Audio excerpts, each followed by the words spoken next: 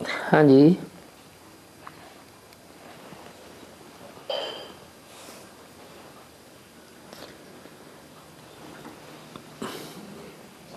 बाबा उस सीढ़ी के चित्र में जो नीचे दिखाया ना ब्रह्मा बाबा और सरस्वती प्रजापिता ब्रह्मा और माँ, उनके साथ दो ब्राह्मण दिखाए, दो इस साइड और दो इस साइड। और झाड़ के चित्र में नीचे यहाँ दिखाया, वहाँ पे चार एक साइड है और चार एक साइड है। उसका उसके बारे में सीढ़ी के चित्र में जो दिखाया है वो किस टाइम की बात है, और झाड़ के चित्र में जो नीचे दिखाया है वो किस टाइम की बात है?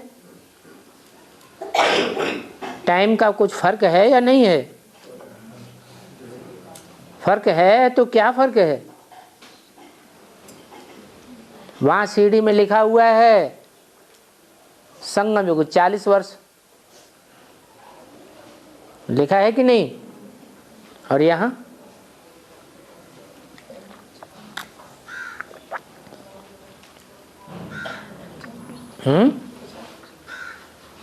यहाँ 4 जने इस तरफ हैं, 4 जने उस तरफ हैं, 4 इस तरफ बैठे हुए हैं, 4 उस तरफ बैठे हुए हैं, और बीच में 2 लोप हुई जड़ें हैं। टोटल 10 जड़ें हैं ना। यहाँ तो यहाँ कौन से समय की बात दिखाई है?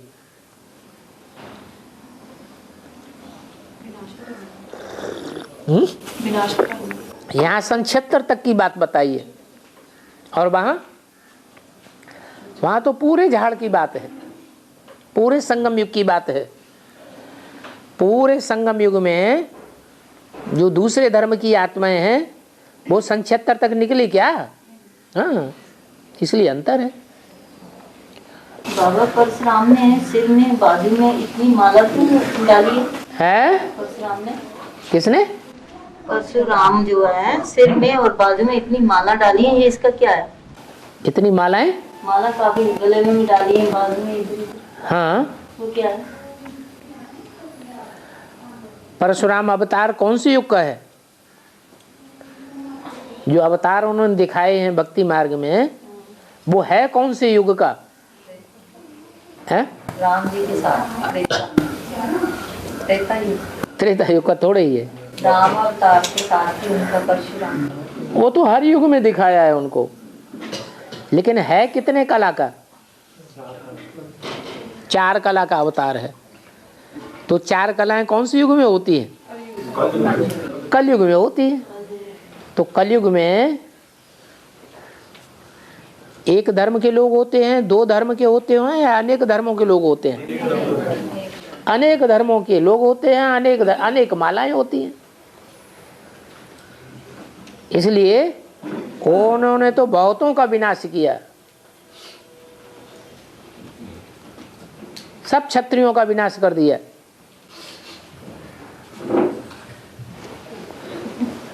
लो, हाँ बाबा पुराण में बताया ना, लैला और मजनू की कहानी बताई है पुराण में। तो उसमें जब मजनू को कोड़े पड़ते थे तो लैला को दर्द होती थी। हाँ, लैला को लगती थी। उसका यहाँ संगम युग में क्या शूटिंग होती है? हृदय घाव मेरे पीर रघुवीर, घाव मुझे लगते हैं धुनाई पिटाई के, और दर्द रघुवीर को होता है। वही बात है, दिल से दिल को राहत होती है। लैला और मजनू कोई अलग अलग नहीं है। जैसे अपने शास्त्रों में लिखा हुआ है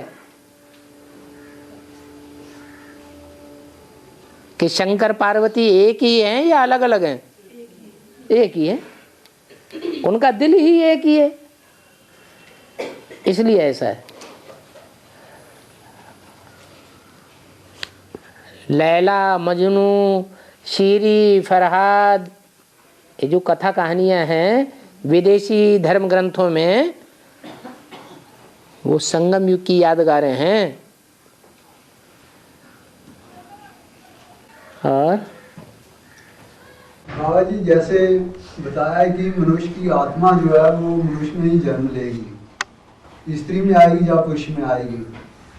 तो जैसे कोई मनुष्य किसी जाने अनजाने में किसी पशु को मारता है या उसके साथ उसकी आत्मा को दुखी करता है किसी तरीके से, तो उसका हिसाब वो कैसे चुकतू? माने पशु जो है वो मनुष्य को नहीं मारता, खाता पीता है, चीरता फाड़ता नहीं है।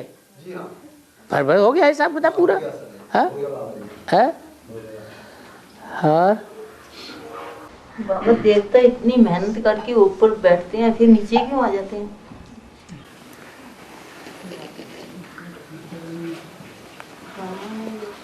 सब एक जैसी मेहनत करते हैं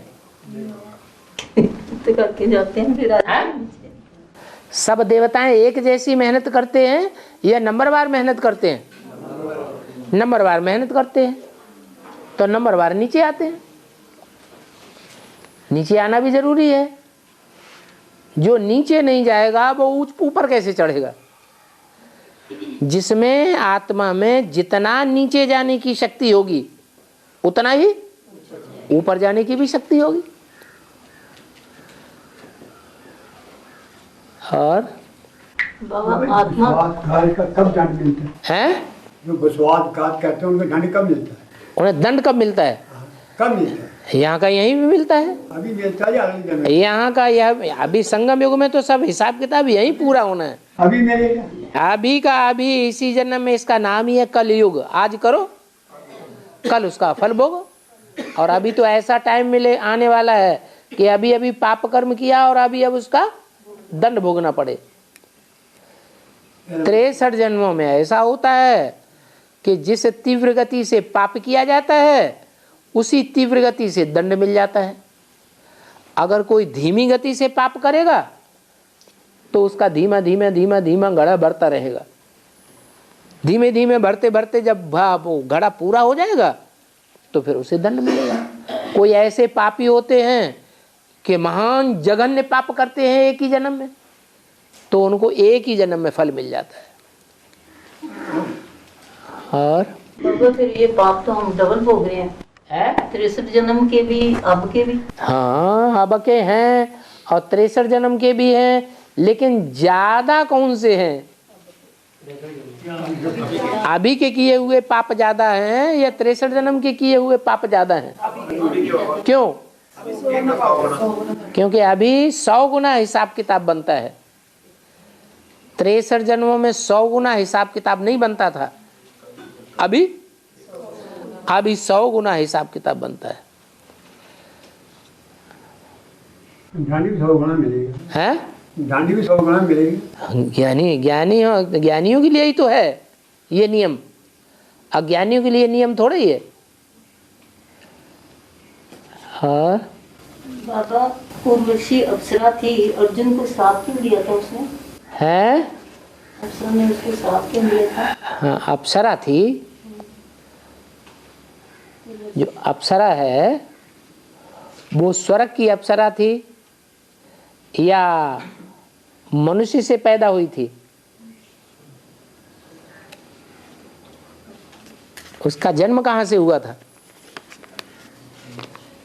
किसी तपस्या करने वाले मनुष्य से उसका जन्म हुआ था या स्वर्ग से आई थी? हैं?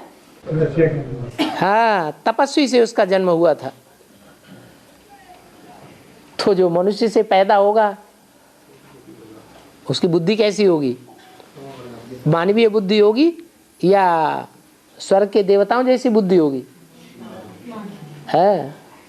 और बाबा आत्मा तो भ्रुकुटी के बीच में बैठती है, तो जब एक्सीडेंट हो जाता है किसी का, एक्सीडेंट किसी का हो जाता है तो पीस हो जाते हैं, तो उसके बीच में आत्मा तो निकल गई तो शरीर क्यों फटकता रहता है? उंगली कट जाती है तो फड़फड़ाती है कि नहीं कुछ देर? है? आत्मा तो यहाँ बैठी है, उंगली कट के वहां गिर गई जाके, फड़फड़ाती क्यों है? छिपकली है, छिपकली की पूंछ कट जाती है, कट करके नीचे गिरती है और फड़फड़ाती रहती है।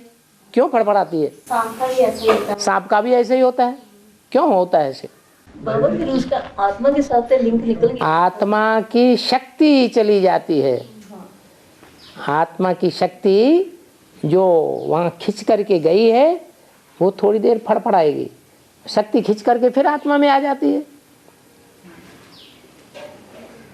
और बाबा द्रौपदी के जो 5 पति बताते हैं, द्रौपदी के 5 पति बताते हैं, उसका हाँ क्या रहस्य है ऐसा? ब्रह्मा कुमारियां हैं, वही नंबरवार द्रौपदियां हैं। अभी की बात है या कोई द्वापर युग की बात है? अभी की बात है। तो जो भी ब्रह्मा कुमारियां हैं उनकी रक्षा करने वाले कोई हैं या ऐसे ही उनको रख दिया गया है? जो रक्षा करने वाले हैं वो एक हैं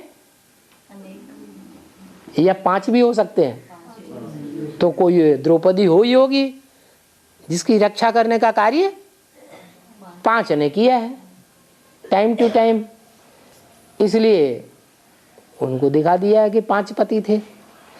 बाकी भारतीय नारी को कोई 5 पति थोड़े ही होते हैं एक टाइम पर। हाँ, और बाबा फिर उसकी मदद तो जब दुशासन ने उसकी लज्जा को छीनने की कोशिश की तो फिर तो 5 पतियों ने तो रक्षा नहीं की थी उनकी। अभी तो बाबा कहते हैं कि तुम्हारे कोई भी संबंधी काम नहीं आवेंगे। कौन काम आवेगा? और वो एक द्रौपदी की बात नहीं है, तुम सब द्रौपदियां हो।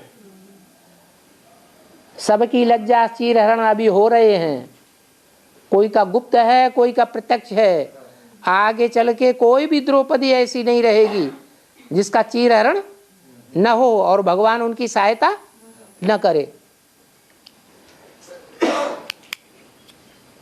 बाबा संकल्पों का जो युद्ध चलता है वो कैसे समाप्त होता है? संकल्पों का जो युद्ध चलता है, अभ्यासेन तो कौन्तेय, अभ्यास करो आत्मिक स्थिति का, आत्मिक एकाग्रता का, आत्मा को बिंदु में टिका दो, संकल्प अपने आप बंद हो जाएंगे। बार बार संकल्प आए, बार बार बिंदु आत्मा में टिक जाओ, संकल्प विकल्प बंद हो जाएंगे। प्रैक्टिस करते करते हो जाएंगे। 63 जन्म का अभ्यास पड़ा हुआ है संकल्प विकल्प करने का, अच्छे बुरे कर्म करने का। तो रील घूमेगी या नहीं घूमेगी? घूमेगी। दुनिया से वैराग लाते जाएंगे तो बुद्धि अपने आप एकाग्र होती रहेगी। इन आंखों से जो कुछ देखते हैं वो सब भस्म होने वाला है। क्या? सब भस्म हो जाएगा। कोई भी हमारा काम नहीं आवेगा, न संबंधी काम आवेंगे, न कोई पदार्थ काम आवेगा, न कोई हथियार काम आवेगा। तो जैसे प्रॉपर्टी है बाबा, तो कोई हथियार है तो उसको फिर नहीं करना चाहिए। क्या नहीं करना चाहिए? लेने की कोशिश, सेव करने की कोशिश नहीं करनी चाहिए। अच्छा, सेव करने की कोशिश नहीं करो, तुम्हारा भाग्य नहीं बनेगा। सेव भी करना है और संकल्प भी ना चले, ऐसा। अगर सेव करना है तो उसके लिए इस तरह सेव करो कि हमें वो कार्य ईश्वरीय कार्य की ईश्वर को दे दिया। जो चीज ईश्वर को दे दी उसमें तुम्हें संकल्प चलाने की क्या जरूरत है? कर्म करो, बुद्धि योग लगाने की जरूरत है? बुद्धि योग मत लगाओ। अच्छा उसका फल हो, बुरा उसका फल हो, संपत्ति आए हमारे पास या चली जाए, हमें तो लड़ाई लड़नी है सत्य के लिए। हमने यज्ञ में दे दिया तो वो यज्ञ का हो गया, भगवान का हो गया या हमारा है? यज्ञ का हो गया, भगवान का हो गया। हमें तो उसकी सुरक्षा के लिए लड़ाई लड़नी है कि लड़ाई लड़ना छोड़ दें। हम अपने लिए कर रहे हैं या भगवान के लिए, यज्ञ के लिए कर रहे हैं? यज्ञ के लिए कर रहे हैं। तो हम संकल्प क्यों चलाएं? चला जाए तो चला जाए, कल जाता हो आज चला जाए, हमारी तो कोई गलती नहीं है उसकी सुरक्षा करने में। हमारी कोई, हमने अंतिम श्वास तक उसकी सुरक्षा के लिए प्रयास किया या नहीं किया? हमने प्रयास किया, बस हमारी ड्यूटी खत्म।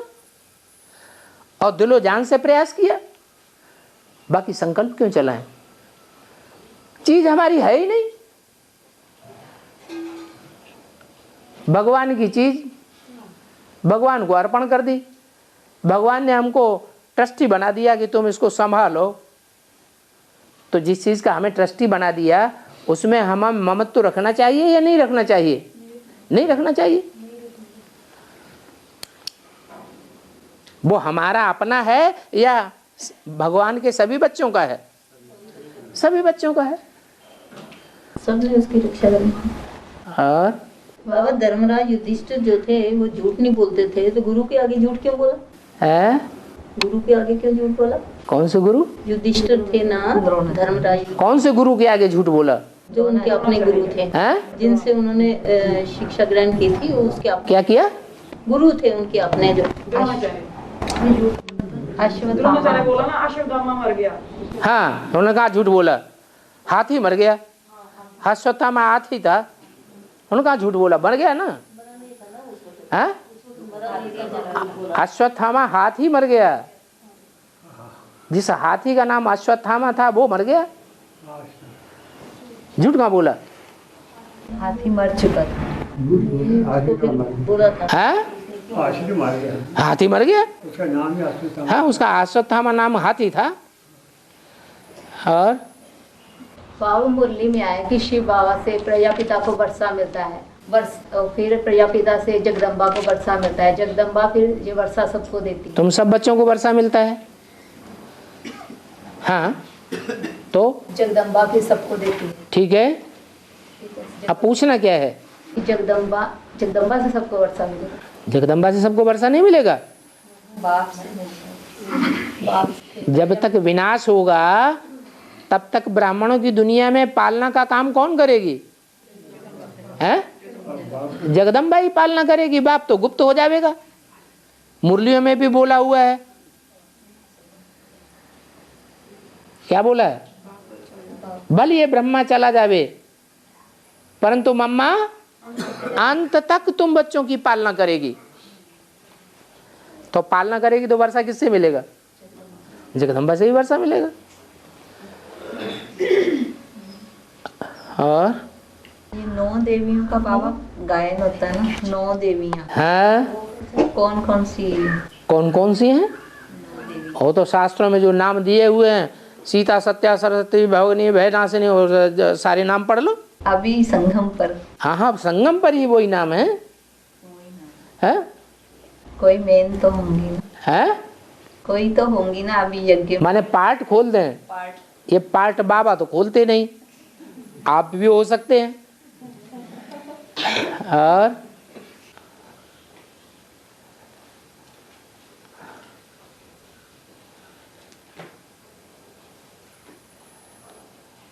हाँ जी,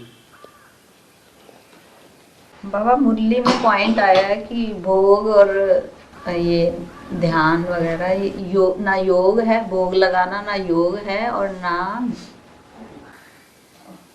योग नहीं लगाओ, याद करो।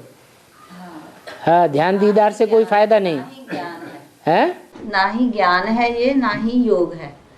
क्या नहीं है? ये जो भोग लगाना। हाँ ठीक है। तो दूसरी जगह कहा है कि फिर भोग लगाना चाहिए, भोग लगा के खिलाने वाले को खिला के खाना है। तो दोनों बातें वो खिलाने वाले को खिला के खाना है। हाँ जी। हाँ तो क्या? इसका मतलब भोग लगा के खाना है। भक्ति में तो बुद्धि में याद नहीं कर सकते? मुरली की ही बातें हैं। बुद्धि में याद नहीं कर सकते? खाना खाते समय याद नहीं कर सकते? वही भोग लगाना है। और बाबा अगर तुम्हारे का पॉइंट है, संगम युग में लौकिक सुहाग का त्याग श्रेष्ठ भाग्य की निशानी है।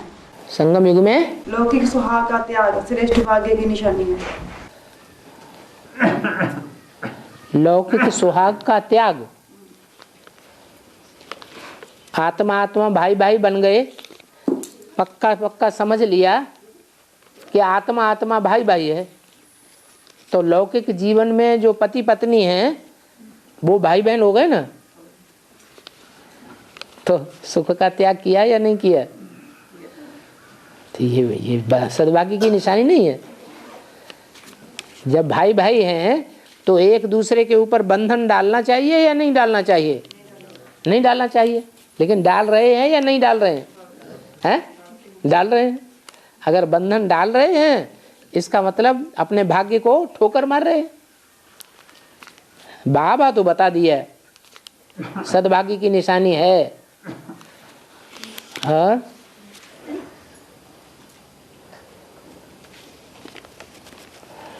बाबा ने मुरली में बोला आगे चल करके होलसेल मौत होगी, तो बाबा उस होलसेल मौत में अष्टदेव होंगे या कि नहीं होंगे? इनके पीछे पड़ गए हाथ धो के, ये मरेंगे कि नहीं मरेंगे? होलसेल का मतलब इकट्ठे इकट्ठे मर जाएं। क्या? एक रिटेल शॉप होती है, रिटेल चीज़ें एक एक दो दो करके बेची जाती हैं। एक होलसेल की दुकान होती है, उसमें थोक का थोक बड़े बड़े बंडल उठा के ट्रक भर भर के बेच देते हैं, वो होलसेल कहा जाता है। तो ऐसे ही होलसेल मौत होगी। इसका मतलब ये है कि ढेर के ढेर लोग मर पड़ेंगे। कोई कॉलोनी है, बम गिर गया, 5-5 मार की 20-20 मार की बिल्डिंगें बनी हुई हैं, मल्टी स्टोरी बिल्डिंग, उसमें ढेर के ढेर लोग रहे पड़े हैं, बम गिर गया, पूरी कॉलोनी खलास हो गई, तो उसे क्या कहेंगे? होलसेल में मौत हो गई। रोज मरते रहते हैं, एक एक दो दो चार चार मोहल्ले मोहल्ले में, वो क्या कहेंगे? वो रिटेल मौत है। अष्टदेवों की होलसेल मौत होगी या नहीं? अष्टदेव तो उस लिस्ट में आएंगे नहीं। ये होलसेल मौत तो उनकी होगी जो प्रकृति के आपदाओं से शरीर छोड़ेंगे। प्राकृतिक आपदाओं का असर प्रकृति जीत के ऊपर नहीं पड़ेगा। ये 8 जो हैं वो तो प्रकृति जीते हैं, प्रकृति के 5 तत्वों के ऊपर जीत पाने वाले हैं। उनके ऊपर प्रकृति का प्रकोप नहीं हो पाएगा, प्रकोप उनके ऊपर प्रकृति नहीं कर सकेगी, तो उनका होलसेल मौत के लिस्ट में उनका नाम ही नहीं आएगा। जैसे बाबा बोला है अकाल मौत नहीं होगी है? जैसे बोला ना ब्राह्मण बच्चों की अकाले मौत नहीं होगी, क्यों नहीं होगी? हो नहीं रही है। हो रही है। अरे एक्सीडेंट हो रहे नहीं होती तो नहीं बोला ना ज्ञान में चलने वाले की अकाल मौत नहीं होगी। हो नहीं रही है। हो रही है कि नहीं हो रही है? फिर एडवांस में चलने वालों की अकाले मौत हो रही है कि नहीं हो रही है? अकाले मौत उनकी होगी जो हैं बताया है। अकाले मौत किन की होगी? भक्ति मार्ग के अगर कोई संस्कार रह जावेंगे तो उनको शरीर अकाले मौत में शरीर छोड़ना पड़ेगा। भक्ति मार्ग आता ही है माया से और प्रकृति से। ये प्रकृति और माया दोनों मिलकर ही रावण का रूप बनती है। रावण से माया आती है। माया रावण से भक्ति आती है। तो भक्ति के चंबे में शिकंजे में अगर फंस गए तो अकाले मौत भी होगी। और जितनों की अकाले मौत होती है वो सब दूसरे धर्म की आत्माएं हैं, दूसरे धर्म में कन्वर्ट होने वाले, सूर्यवंशी बनने वाले नहीं है। चंद्रवंशियों की भी अकाले मौत होती है। हो रही है कि नहीं? उनकी भी हो रही है, क्योंकि वो सब माया के चंबे में फंसने वाले, उनमें ज्ञान नहीं है। जिनके अंदर ज्ञान होता है वो माया के चंबे से बच सकते हैं, उनको माया की पहचान है। बाबा जो किसी को जबरदस्ती भक्ति करवाते हैं, जो दूसरे से भक्ति करवाते हैं है, तो जिसका करने का मन ना हो भक्ति, हाँ, उसकी क्या शूटिंग होगी? मन ना हो तो कौन रोकेगा? दिखावे के लिए भक्ति है।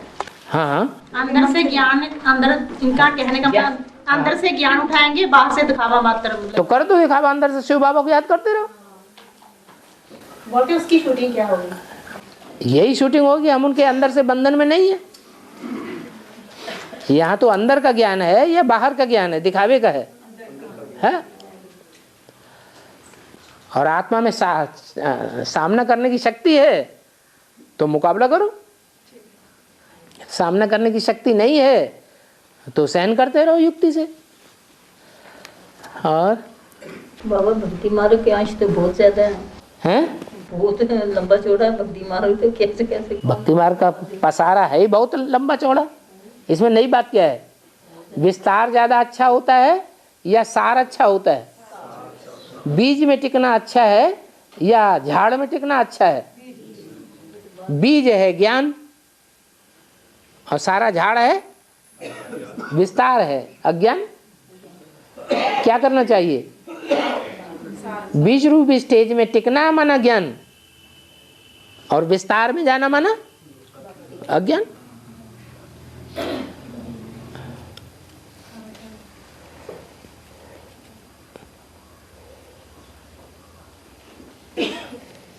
छोटी माँ के लिए कहते हैं कि वरों शंभु नते रहूं कुंवारी, लेकिन बाबा राधा को शादीशुदा दिखाते हैं।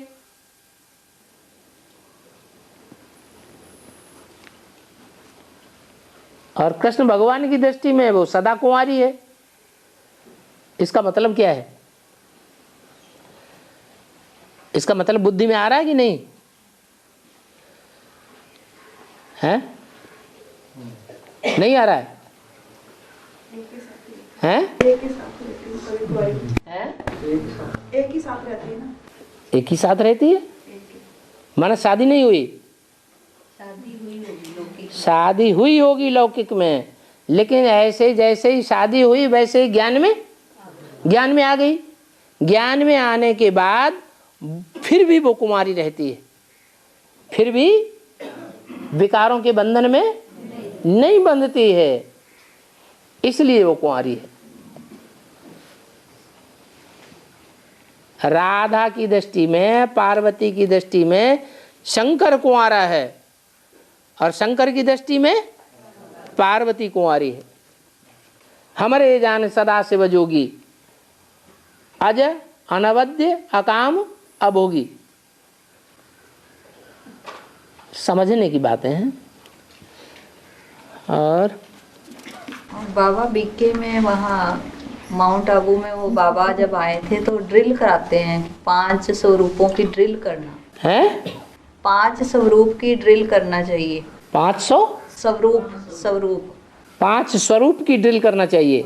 देवता स्वरूप, फरिश्ता स्वरूप, है परम धाम में जाना और ऐसा। ये मुरली में बताया है कि मनुष्यों ने बताया है?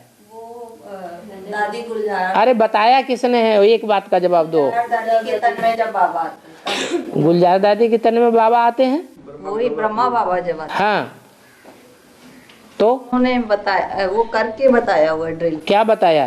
कि मैं फरिश्ता बन के उड़ रहा हूँ, ऐसे ऐसे ड्रिल करना चाहिए सबको। हाँ, तो बुद्धि की ड्रिल करो। मैं निराकारी हूँ, मैं साकारी हूँ, मैं आकारी हूँ, ये ड्रिल ही तो है। तो करना तो ठीक है। खराब क्या है इसमें बात? फरिश्ता जैसे इसमें खराब बात क्या है? अच्छी बात है। जितनी प्रैक्टिस अच्छी होगी उतना पावरफुल, आत्मा पावरफुल है। प्रैक्टिस में धीमापन होगा, इसका मतलब आत्मा पावरफुल नहीं बनी है।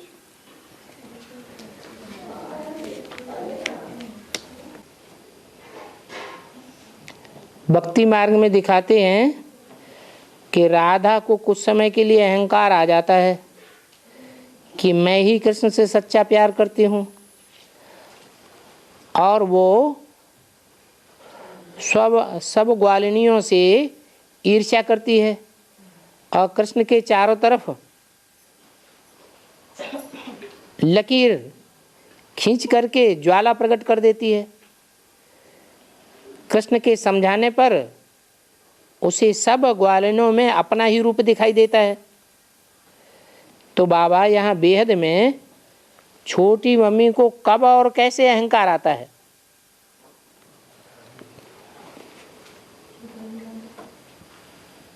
अभी छोटी माँ अहंकार की स्टेज में है या ज्ञान की स्टेज में है? अभी भी अहंकार की स्टेज में है। उसकी बुद्धि में है क्या कि मेरे जैसा पार्ट, पवित्र पार्ट और कोई नहीं बजा सकता। लेकिन ऐसी बात नहीं है। जिनकी बुद्धि में ज्ञान है वो ज्ञानी आत्मा है, अभी भी श्रेष्ठ पार्ट बजाए रही है। ये बात दूसरी है कि लास्ट में जब वो ज्ञान में आ जाएगी तो फास्ट चली जाएगी।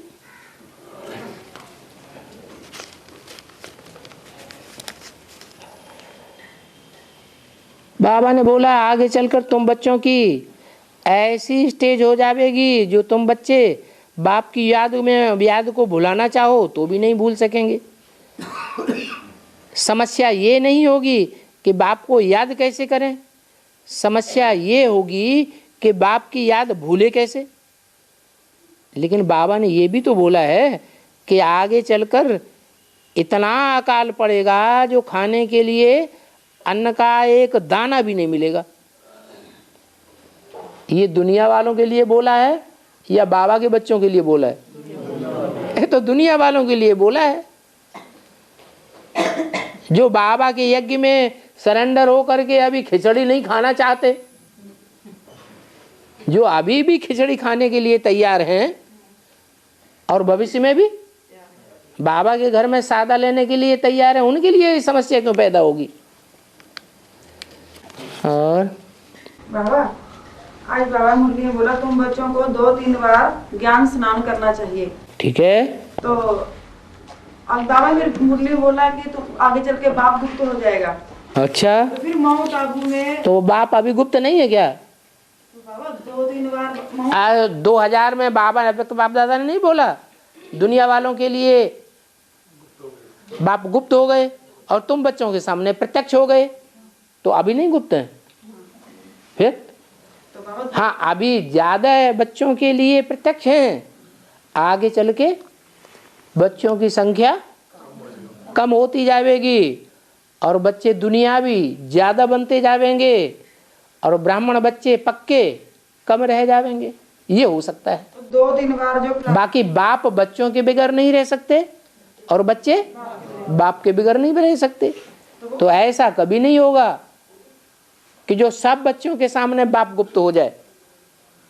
बाबा अष्टदेव वाले के लिए बोला हुआ है 2-3 बार ज्ञान स्नान हैं? अष्टदेव के लिए बोला हुआ है तुम बच्चों को 2-3 बार मान सरोवर में ज्ञान स्नान करना चाहिए। चाहिए का मतलब अभी कर रहे हैं या नहीं कर रहे हैं ये नहीं कहा। चाहिए माने ऐसा स्टेज आएगी कि तुम बच्चे चाहिए कि स्टेज में आ जाएंगे। कहाँ आ जाएंगे? जब माउंट आबू में पहुंचेंगे दुनियादारी भूल जाएगी, दुनियादारी छूट ही जाएगी, तो एक बाप दूसरा न कोई रह जाएगा। तो क्यों नहीं 2 बार 3 बार स्नान करेंगे। बाबा शास्त्रों में बताया है बलराम को हल चलाते हुए दिखाते हैं, लेकिन बाबा महाभारत में इंद्रप्रस्थ बनाते समय भीम को भी हल चलाते दिखाया है। भीम को भी इंद्रप्रस्थ बनाते हैं, उसको भी उसने हल चलाया था। भीम को हल चलाते हुए दिखाया है। हाँ, भीम को भी और बलराम को। हाँ, हल है क्या है? कृष्ण को और बलराम को दोनों को परसेंटेज में एक जैसा आत्माभिमानी कहेंगे या अंतर है? तो ऐसे ही पांडवों में भी युधिष्ठिर में और दूसरे पांडवों के बीच भीम में देह अभिमान की स्टेज में अंतर है या नहीं है? है? अंतर है। तो जिसमें देह अभिमान होगा उसमें काम विकार भी होगा। काम ही होगा तो हल भी चलाएगा। बलराम को हल चलाते हुए दिखाया है। बलराम की आत्मा कौन है? ब्रह्मा की सोल बलराम की आत्मा है, वो हल चलाती है। राम वाली आत्मा तो शास्त्रों में भी दिखाया है। कैसी स्टेज है? हैं? एक शिव बाबा या दूसरा न कोई, या हल चलाने वाला है? एक शिव बाबा दूसरा न कोई। मर्यादा पुरुषोत्तम दिखाते हैं राम को, कृष्ण को तो मर्यादा पुरुषोत्तम नहीं दिखाते हैं। परंतु शास्त्रों में अगड़म बगड़म कर दिया है। 16 कला संपूर्ण दिखाई दिया है, फिर द्वापर में दिखाई दिया है। शास्त्रों में लिखा है द्वापर में 8 कलाएं होती हैं मनुष्यों की, फिर वहां 16 कला कहां से आ गए? मर्यादा पुरुषोत्तम लक्ष्मी नारायण ही होते हैं, फिर त्रेता में मर्यादा पुरुषोत्तम कहां से आ गए? और इसका मतलब भीम में अंधेरा अभिमान था बाबा। अरे भीम ने 100 कीचकों का वध किया, भीम ने 100 कौरवों को मारा, भीम ने ढेर सारे राक्षसों को मारा। जैसे द्रौपदी का हरण। तो राक्षस राक्षसों को मारेगा या देवता राक्षसों को मारेंगे? राक्षस राक्षसों को मारेगा। उसी ने ही बोला था ना जब द्रौपदी का दुशासन ने हरण करने को बोला था। हाँ। तो उसी ने बोला मैं छाती का लहू लेकर तब तो तेरे केशों को लगाऊंगा तब। तो क्रोध देह अभिमानी को आएगा या आत्माभिमानी को क्रोध आएगा? भीम में क्रोध था, वो अपने क्रोध को कंट्रोल नहीं कर सका, और पांडवों ने अपने क्रोध को कंट्रोल कर लिया, क्योंकि बड़े भाई बाप समान की श्रीमत मिली हुई थी। क्या कि मैं जुए में हार गया तो तुम उसको फॉलो करो। गुस्से में आकर के भीम ये बात भूल गया कि मुझे बड़े भाई का भी लाज रखनी है, तो उसने ऐसा बोल दिया। और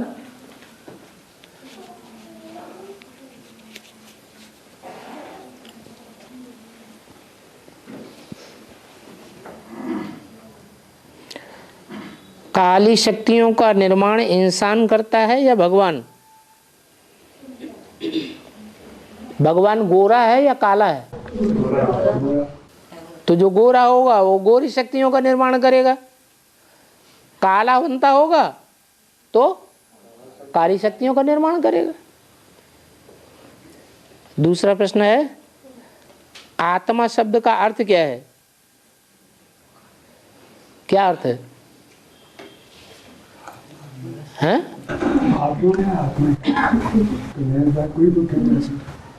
आत्म की स्टेज में रहना माने आत्मा।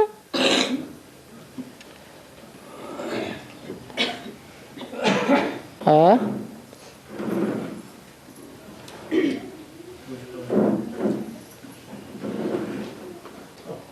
एटम से बना है आत्मा।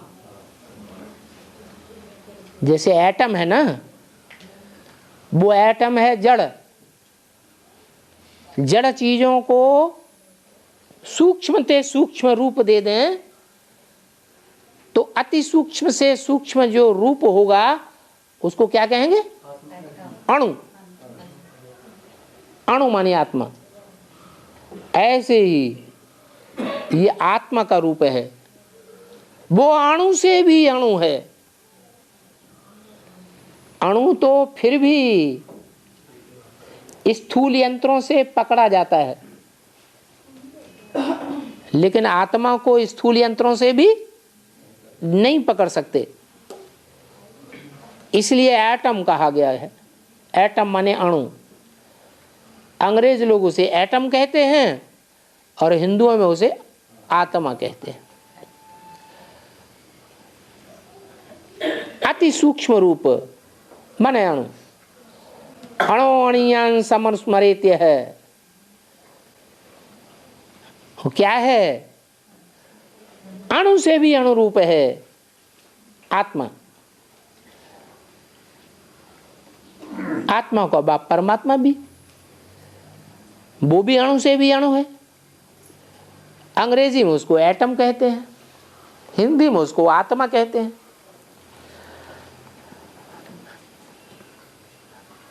और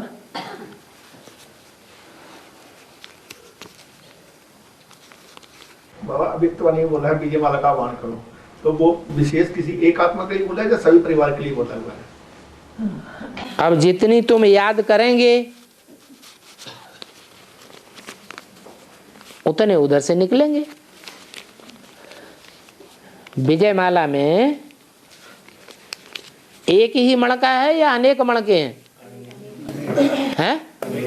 अनेक मणके हैं। जितनी तुम्हारी याद की पावर होगी उतना रिजल्ट आता रहेगा। अभी भी ब्रह्मा कुमारियां एडवांस में सरेंडर हो रही हैं कि नहीं हो रही हैं? हो रही है। तो जितना तुम्हारा आकर्षण का रूप है उतना उतना रिजल्ट आ रहा है। वो बाबा रानी मक्खी के लिए बोला है, रानी मक्खी को पकड़ के लाओ। तो हैं? वो रानी मक्खी के लिए बोला है। क्या रानी मक्खी? विजय माला रानी मक्खी थोड़ी ही है। विजय माला की हेड है रानी मक्खी। हाँ हाँ, विजय माला का आवाहन करो का मतलब क्या हुआ कि जो भी हैं चंद्रवंश में जिनके द्वारा राजधानी स्थापन होनी है वो सबका आवाहन हो। हाँ, एक तरीका यह है कि अगर रानी मक्खी को आवाहन कर लिया तो उसके पीछे पीछे सभी आ जाएंगे। वो बाबा किसी एक पर्सनालिटी के लिए बोला हुआ है, सभी परिवार के लिए बोला हुआ है? बोला तो पूरी विजय माला के लिए है, लेकिन तरीका ये बताया कि पूरी विजय माला का आवाहन करना है तो एक में ही कंसंट्रेशन कर दो ना, तो पूरी भी आ जाएगी। नहीं तो ऐसा होता है, जो शहद की मक्खियां होती है ना, उनमें दो प्रकार की होती हैं। एक बड़ी मक्खी होती है, शहद की मक्खियों में एक बड़ी मक्खी होती है, बड़ी मक्खियों का झाड़, और एक छोटी मक्खियों का झाड़। जो छोटी मक्खियों का झाड़ है वो मक्खियां ही छोटी छोटी होती हैं, माने कम पावर की हैं, और जो बड़ी मक्खियों वाली हैं वो ज़्यादा पावर की हैं। तो कौन सी छोटी मक्खियां हैं, कौन सी बड़ी मक्खियां हैं? बेहद की भाषा में रुद्रमाला में है बड़ी मक्खियां और विजयमाला में है छोटी मक्खियां। शहद किसका गुणदायक होता है? छोटी मक्खियों का शहद गुणदायक होता है। छोटी मक्खियों का शहद अगर आंख में लगाएंगे तो आंखें पावरफुल होती जाएंगी, रोशनी बढ़ेगी। बड़ी मक्खियों की शहद में ये गुण नहीं होता है, वो हर प्रकार की है। छोटी मक्खी बड़ी मक्खियों के झुंड में चली जावे तो वहां पनप सकेगी या चौं चौं करते रहेंगे? हैं? बड़ी मक्खियां चौं चौं करती रहेंगी। ऐसे ही बड़ी मक्खी अगर छोटी मक्खियों के झुंड में जाके रह जावे तो भी क्या होगा? तो भी वो तंग करती रहेंगी। और बाबा ये लेफ्ट हैंड और राइट हैंड का सुनाया था, मुझे पूरी तरह क्लियर नहीं हुआ। ये चित्र है ना त्रिमूर्ति का, क्या? ब्रह्मा बाबा राइट हैंड में और शंकर बाबा। ठीक है, बच्चा कौन है? बच्चा बुद्धि कौन है? ब्रह्मा बाबा। तो राइटियस है या लेफ्टिस्ट है? हैंड राइट बताया। राइटियस क्यों है ब्रह्मा बाबा? बच्चा सतो प्रधान होता है या बड़ा सतो प्रधान होता है? कौन सतो प्रधान होता है? सतो प्रधान को राइटियस कहेंगे या जो बीच बीच में तमो प्रधान बनता हो उसको भी राइटियस कहेंगे? है बच्चे को, सतो प्रधान को राइटियस कहेंगे। तो ब्रह्मा की सोल है राइटियस, और उस लिस्ट में जितनी भी आने वाली माताएं हैं, चाहे वो माताएं रुद्रमाला में हो, चाहे वो माताएं विजयमाला हो, जितनी भी कन्याएं माताएं हैं वो सब राइटियस हैं, और जितने भी गोप हैं वो सब लेफ्टिस्ट हैं। और क्यों नहीं समझ में आया? अभी समझ में आ रहा है कि नहीं? अभी आया। हाँ।